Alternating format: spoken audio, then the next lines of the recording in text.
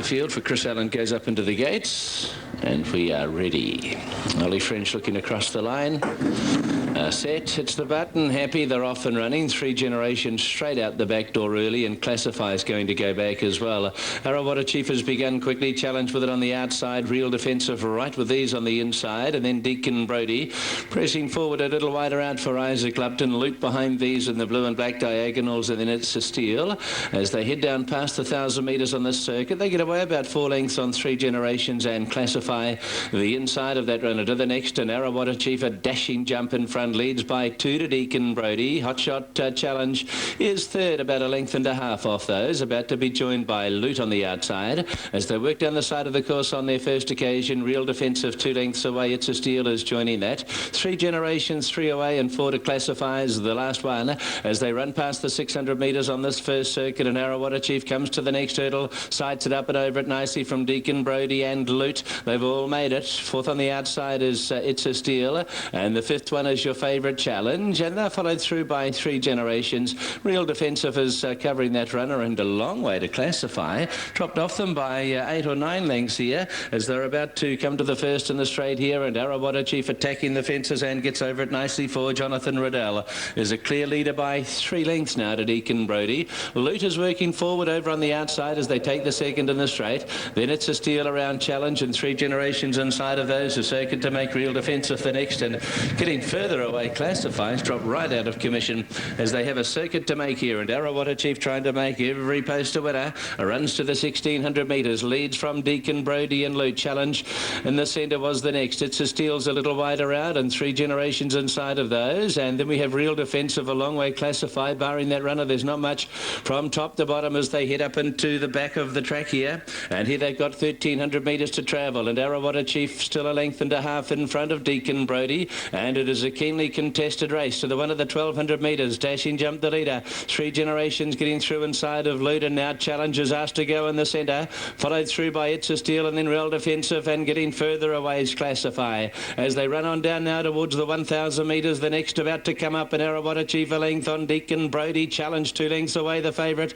Took that only fairly. Getting through on the inside as 3 Generations making pretty good ground, and Loot over on the outside about 4 lengths to Real Defensive. It's a Steal, and a distance to Classify as they come past the 700 metres, and Arawata Chief from Deacon Brody, and now Challenge getting to the outsides, about to run on. 3 Generations the inside, a length to Loot, trying to stay in contact with this leading quartet as they come to the next at the 500 metres. Spectacular Leap the leader. Arawata Chief again 2 in front of Deacon Brody. 2 to Challenge, hunted up now, and then over on the inside is 3 Generations as they near the home corner, about 3 lengths to Loot, and Real Defensive picking up a little bit of ground, but Arawata Chief has a tidy buffer on them as they swing about 2 in front, although Challengers letting down with a pretty good run. The favours going out and after Arawata Chief, then Deacon Brody and 3 Generations. Challengers got to the lead, coming to the last. Arawata Chief's competing again on the inside, but with 100 metres to go, the favourites doing enough, and Challenge and Rochelle Lockett down to the line beat Arawata Chief. Third has been Deacon Brody, and then 3 Generations. Real Defensive behind these when they've hit the wire has been Loot to It's a Steal, and Classify has been the last of the men. Cool, calm and collected Rochelle Lockett aboard this one, the hot shot number 6 Challenge. $2.05 and $1.15 for the place. As we have a look at the replay here, Arawata Chief going boldly, tried to lead them end to end. A Challenge just had the way on here, didn't it? And he has this little tendency of wanting to lay in, but not too bad today for him. Rochelle onto that, and just making sure he stays straight and true to the line, and he wins it a little more than a length. Arawata Chief put up a very brave bid. Deacon Brody just holding out 3 Generations for that third one, but Challenge recording win number 7 from the 38 start career. Only 2 of those over hurdles, and both a similar result here. Has won both times, and a very, very bright future for this one. Andre? He certainly looks the goods. There's no question about that. There was just a no panic situation from Rochelle Lockett as well. Of course, the dashing Arawata Chief didn't let us down, and just cruising up on the outside was Challenge, and they've finished the race off magnificently. 2 from 2 at the hurdling caper, as Tony mentioned, 7 overall in a career spanning 38 starts. Congratulations to E.R. Myers. And that's the voice of Andre Neil after Tony Lee called the action in the first race at Wanganui. Tauronga's next race for coverage. Pick up his own race here, of course, the Waikato Stud Stakes in partnership with Thane Green and Trevor McKee. Blessed went huge. That was an enormous performance at Ruakaka. Michelle Innes here on the Slavic filly, and she's been despised a wee bit on the tote. $26 and $6.05, but I think, as Jim Marks pointed out, even the Ballots have won their last race and couldn't get into the race. Such is the form of the... Wooden Mask the inside of it. Classic Claire, the southerner in the black and white stripes, blue cap, racing now. And Rutland Lass a little slow, caught the breeze, and Wooden Mask all get back with Montreal Gold. Clifton began very quickly. Kalamata takes it on with Miss T Rose, Magistrate Delecta working up onto the paces. Dragon Maiden a little deeper out on these. Back behind them, Light Majesty. Look at Moy in the centre. Classic Claire's a little deeper out, wider out. Dancing Song, Dragon Maiden just in a bit of trouble going to that first corner. Look at Moy, got ease back behind them as well. As Caught the Breeze goes forward, Montreal Gold over on the inside of Artemisia. Then Rutland Lass, Bless, and Wooden Mask was last of all. Kalamata brings them to the 600 metres.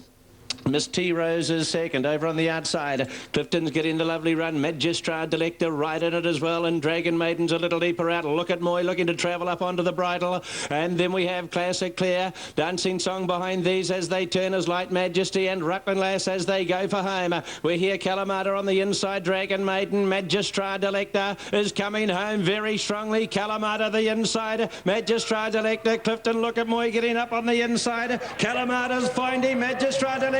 Clifton, and look at Moy the last little bit, but Kalamata, too good, 2 from 2. Clifton second, maybe Magistrate Delecta from Look at Moy, very close third and fourth. Then Caught the Breeze, Classic Claire, and Rutland Lass all doing their best work late. Light Majesty behind these, Montreal Gold and Artemisia, Wooden Mask, Dragon Maiden further away, Bless, Miss T Rose, and Dancing Song will be one of the last of them, and number 14.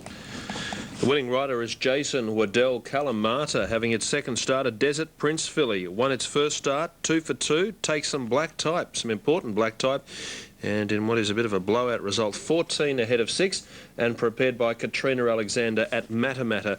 Looking ahead to Bendigo, we're 10 minutes off their first race on the card. When doing a little bit wrong right-handed, and then returned down to Foxton on the 10th of August behind Spider Boy, and fought on okay, and looks as though he's trained up the right way since. So I'm around the 1, 2 and 3. I tell you what, Tony, Stardane's price looks pretty attractive. We've just seen Kalamata in action, and Stardane got to, what, 3/4 of a length away from that filly, and that is very good form on what we've just seen in the Waikato Studs fillies race. And there's a bit of a reputation about Stardane, and look at who's riding. Hayden Tinsley this afternoon for Brian Jenkins. So I'd imagine the Cambridge visitor will be primed for a huge run this afternoon, Stardane, but they'll be watching Marufiti. Let's get it on, or words similar from Andrew Scott. He's not lying down with his 3-year-old Green Machine. $13 and $2.60 for Green Machine, and Rat Tat at $6.75 and $1.80. And Ron Cunningham's looking forward to the challenge as well. They're taking this on head on. The front on look at the Guineas. Julia Naismith, one of our visitors here from New Zealand Bloodstock, looks on as the Carter's Wanganui Guineas is all but set. The listed feature of the afternoon, one of the listed features of the afternoon. Sit back and enjoy this. Here's Radio Pacific's Tony Lee. So this is the Carter's Wanganui Guineas, and the line is complete. Marufiti Orange Blue Stars, the favourite, racing in the Guineas. Rat Tat and Waitoki Dream a little back at the start with Good to Go. Stardane began quickly, as to then did Green Machine, whipping straight up onto the speed, and they share it. Just behind them, Arctic King. Marufiti is settling down fourth, 1 off the fence. A length and a half, Rat Tat outside of Wee Winkle. 2 1/2, Waitoki Dream. And Good to Go and Native Song racing ungenerously is the last. Stardane runs to the first corner, a little more than a length. length in front of Arlick King, and Green Machine Rat Tat pushes up in the centre, and Maroofity's now 3 wide. So the rider Opie Boston goes forward. Wee Winkle behind them. Waitoki Dream looks to run on, and then Good to Go, and the last is Native Song. It's Stardane running to the 600 metres, only just in front. Maroofity travels second over on the outside. Green Machine third. Arlick King next, then to Wee Winkle and Rat Tat. Waitoki Dream behind these as they come to the home corner, then Good to Go, and Native Song as Stardane turns first. Maroofity's a half length away, and Green Machine is coming out and after these with its run, and Wee Winkle is angling across heel. Stardane with a great kick on the inside. Green Machine after it, Maroofity gone, and Wee Winkle is running on the last little bit, but Stardane in front of the Guineas and is very impressive. Got it by 3. Wee Winkle has run second. Green Machine third. Rat Tat, Maroofity, Waitoki Dream behind these runners. Native Song, and then Good to Go and Arlick King. Number 10. Under the urgings of Hayden Tinsley, Stardane. 2 good. In the colours of Brian Jenkins' stable, the Soviet Star 3-year-old having just the 3rd run. 2 placings prior to today, and has been mightily impressive. Outstanding performance. A little margin on them as well. The local Wee Winkle has fought on strongly to be the second of them in. Maroofity out of the money, eh? Yeah, a boil over. Those colours that were successful, though, quite famous. They won a Melbourne Cup with Jezebel a few years ago. Brian Jenkins, the trainer. Stardane from Wee Winkle and Green Machine. 10, 3 and 6. We're back at Wanganui for the next on the card at 12:32 Eastern. And in early betting there, the 7 is the clear-cut favourite ahead of the 6. We'll leave New Zealand because Rosehill Garden, speaking of New Zealand, there's the Kiwi colours of the McKees. With Live by the Sword. Glenn Boss just gone off screen to the left. It's into $4.30. Equal favourites now with High Fuji. So they're the 2 clear-cut elects. Sisu, Serpentine have both been easy. Money for Kingston Classic, which is Len Beasley's mount. And of the 2 over the page, Josiah enjoys strong support, the Tim Martin prepared runner. The True Rail posse. Oh no, Hello Go Valare got out, but is back in again as quickly as he came out. I'll soon be away. Red light blinks and a start is imminent. They're off.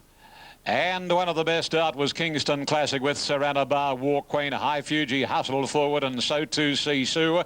Go Valare and Baycrest are not far away, and by golly, it's a swarm heading for the lead as they go past the 1800 marker, and the New Zealander Live by the Sword is going up quickly, and it noses Baycrest and High Fuji, then Go Valare, Serana Bar, War Queen.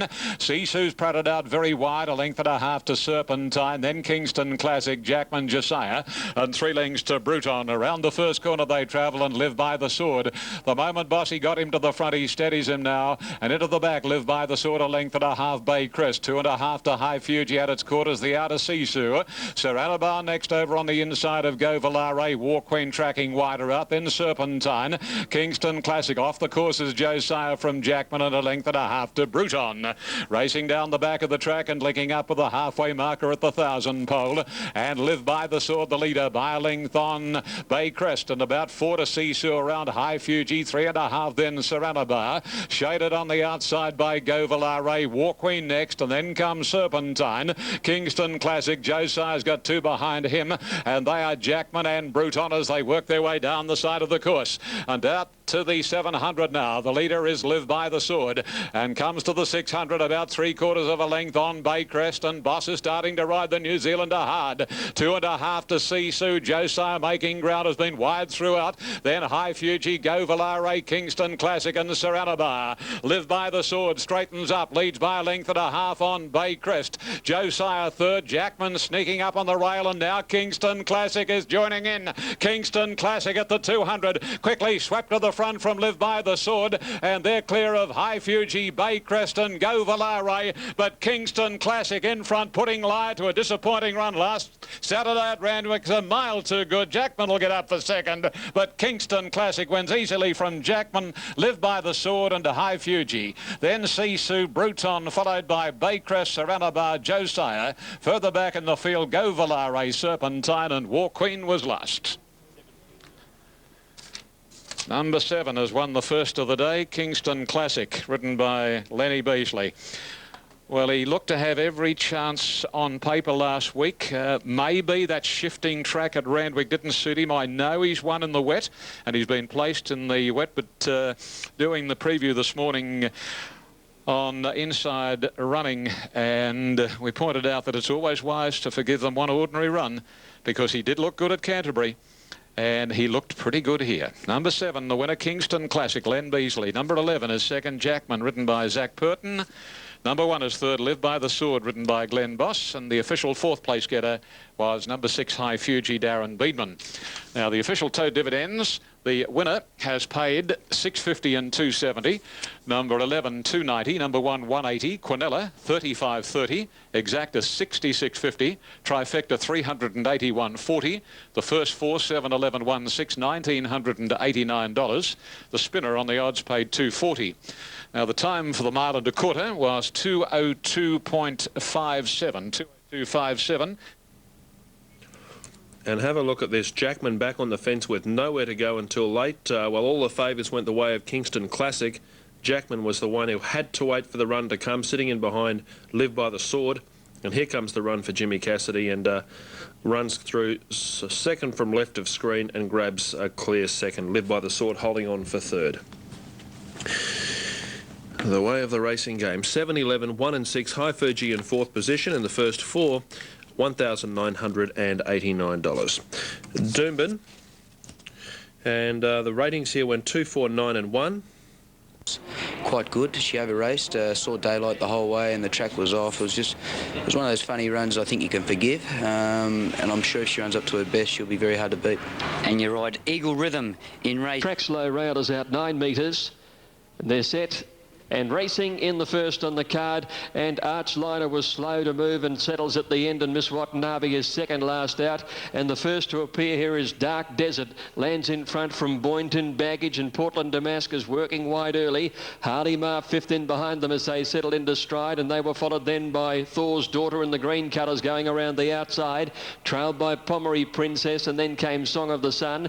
2 Tally Balotto with her mouth wide open, settling third from last. Archliner and Miss Watanabe a length and a half away. At the 800 metres up the side, and the leader Dark Desert a neck in front of Baggage. Portland Damask still trapped out at third, placing about a length and a half away. Hardy Mars in the centre, Boynton on the inside.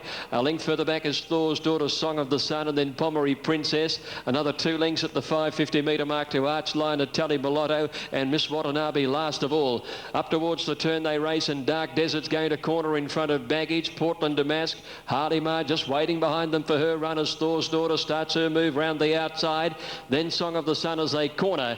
And here Dark Desert going for home, a length and a half. Portland Damask, Hardy Mars coming strongly on the outside.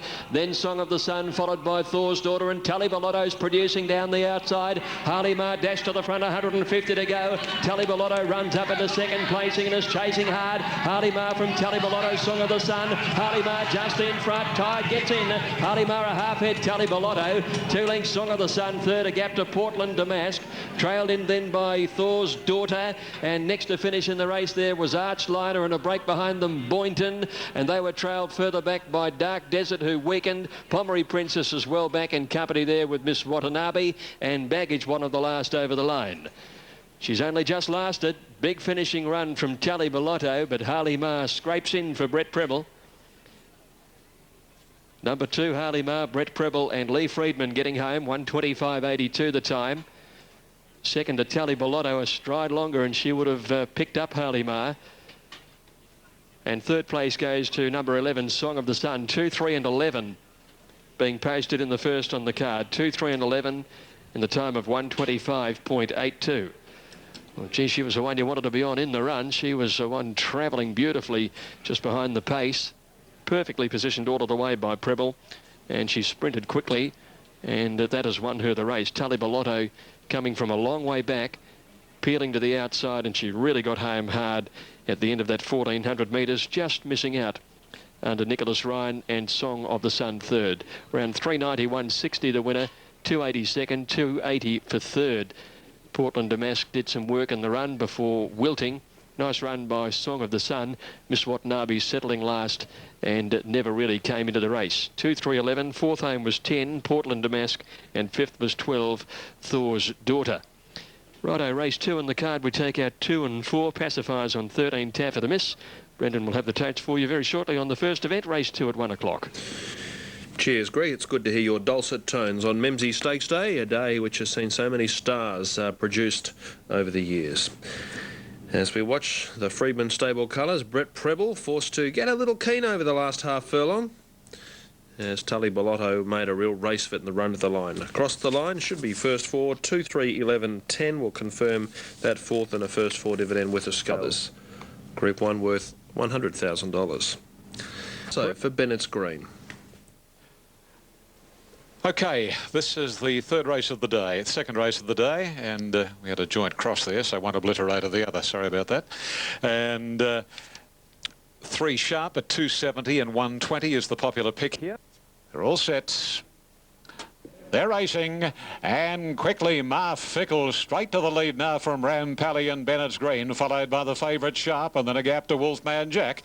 Laspally is over on the rails, second last as they settle down, Touched by God and 3 lengths McAllister. Bennett's Green to the front, and as they work out of the back past the 750, Bennett's Green a length and a half, Ma Fickle a half, Rampally and 4 to Sharp.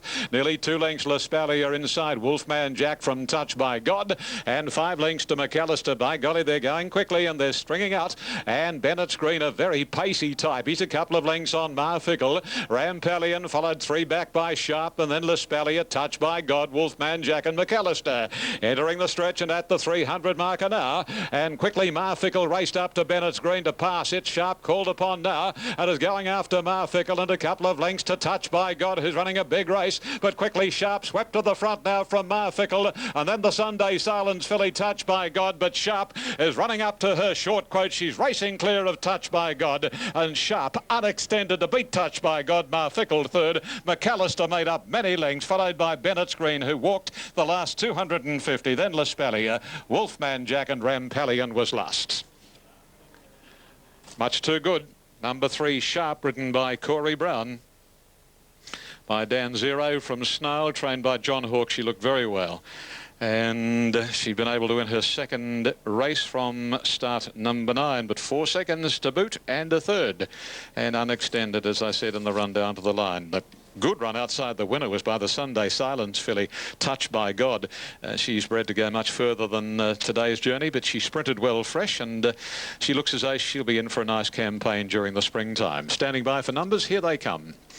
Number 3 is first Sharp, ridden by Corey Brown. 5 second, Touched by God, ridden by Len Beasley for Gay Waterhouse. Third goes to 4, and that was Marfickle, ridden by Ron Stewart for trainer Jack Denham. And 6, the official fourth, made up many lengths, McAllister.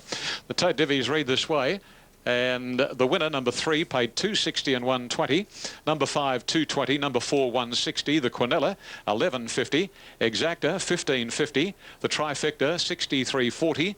The first 4, $35.46. $510.70. The spinner on the odds, $2.90. The winner, as I say, by Dan Zero. The runner-up by Sunday Silence and Maroof, the sire of Marfickle. The time will be of interest. It's 1:04:31. 1:04:31. Class record 1:03.96 to Lord Revoke, and Sharp ran the last 600 metres in 35.63. 35.6. It looks this way. It's Dual Spark from Michelle Payne, clearly fancied ahead of Spectrum's Image, and then River Woman, and from there Yvonne. Across the page from there, the other chances, all double figure odds. The top rater, Raven Protector, juicy value if you fancy its chances. Second race on the card at Doomben, the Gillette Cirque. Can tell you the latest betting in New Zealand. The key one's under $15. Number 1 is $11, Burglar. 3 at $12, 5 at $12, 8 is at $11. Number 9, and that's Rosina Ladd, is at $5.60, 12 at $3.10 in New Zealand, and $15 for number 14. The Wanganui Mudgway Stakes at Group 1 level at Wanganui. We're there in 14 minutes. We're at Caulfield after this break.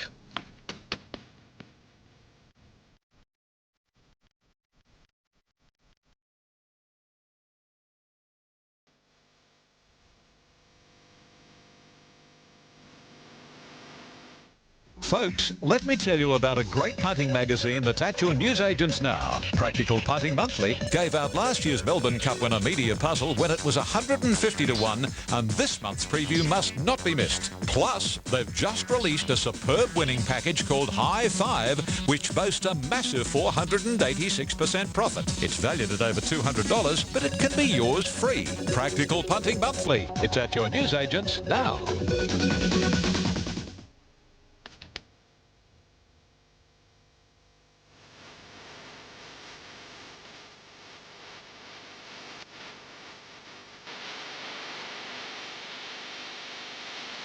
The one Andrew mentioned, which was good value, the tote Raging Inferno value, Andrew says, compared to what they're betting on course as we return trackside. And in drizzling rain, they're being called in. Spectrum's Image, the first to go into the stalls. Well in the market behind Dual Sparkhurst, the solid favourite. Raging Inferno did have some support. Got out again to its opening quote, but it is still better odds on the outside, and they're all in, set to go.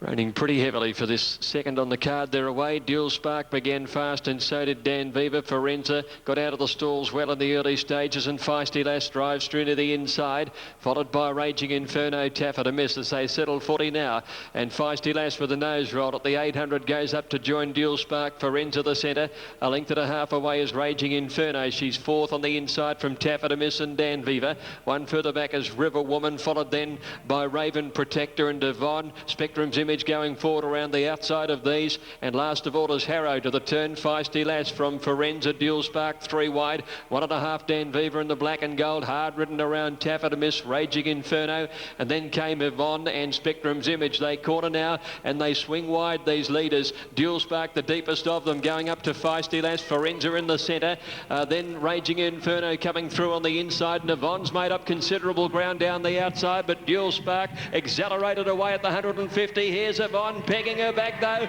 Yvonne is after Dual Spark. Yvonne getting to Dual Spark. They hit the line. Yvonne has just got there to Dual Spark, I'd say. Photo finish for third, 3 of them. We've got Taffer to miss, Feisty Lass, Raging Inferno. Not sure about that third place. Back behind these to finish then was River Woman, Raven Protector, and they were trailed in by Spectrum's Image, and further away in the field then was Dan Viva and Harrow and Forenza weakening to be amongst the tail enders. Big finishing run from this mare, who has only tasted defeat on one occasion in the Australasian Oaks before her break, and she's come back a dazzling winner, making up many, many lengths. Number 1, Yvonne, Karen McAvoy and Tony McAvoy take out the second on the program with a brilliant finishing run. Dual Spark really accelerated from her opposition at the 200, but Yvonne was able to reel her in with a devastating finale. 1, 3 and a photo finish for third. It's a beauty for the third place. 3 of them with only a short half head over the lot. We'll wait for the judge to semaphore his verdict there. They've run 110.43. 110.43. Third place, number 5's got it. Raging Inferno. 4th in, Taffer to miss. And 5th, 9, Feisty Lass. We've got 1, 3 and 5 official. Oh, gee, that was a good win. Excellent winning performance of on $8.90 and $2.90, $1.50 second, $3.80 for third. The All Navy colours being carried to victory by Yvonne. Tony Lee. Thanks, Andre. Just awaiting these last 2 horses to come in, the Trentham trained runners. Now Irish Rover and Special Call to come to the line, and then we'll be ready for the Group 1 Mudgway. They're both about to walk up and go in. We are ready. This is it, ladies and gentlemen, the first ever Group 1 race run here at Wanganui.